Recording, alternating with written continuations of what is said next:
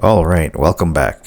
So this is going to be a quick tutorial on how to use the Waypoint Hyperlapse feature on the DJI Mavic Air 2 drone. The Hyperlapse is a cool feature that allows you to set certain parameters, aka waypoints, and then the drone will do the rest of the work of the time-lapse video and follow those specific waypoints that you set. You can use this feature to take time-lapse videos of a nice sunset or really any landscape.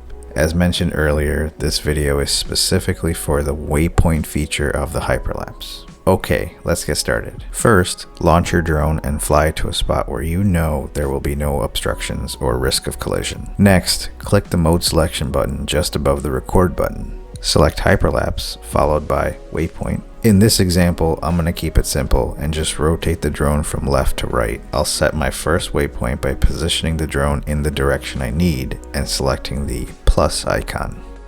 I'll then continue to rotate the drone to the right and set my next waypoint. The DJI Fly app will actually tell you if the camera rotation angle is too small or too much. Pay attention to that. After selecting my final waypoint, I'll press the record button. The drone will do the rest of the work. The aircraft is heading to the first waypoint.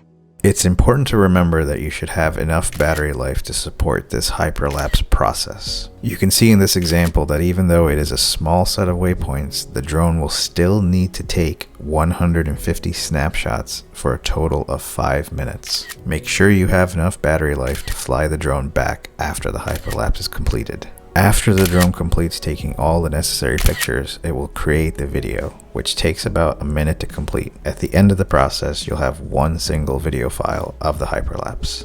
Video synthesis completed. You can then use any video editing software to edit the hyperlapse video. Hope that helps you out. Don't forget to like the video and subscribe for more helpful info.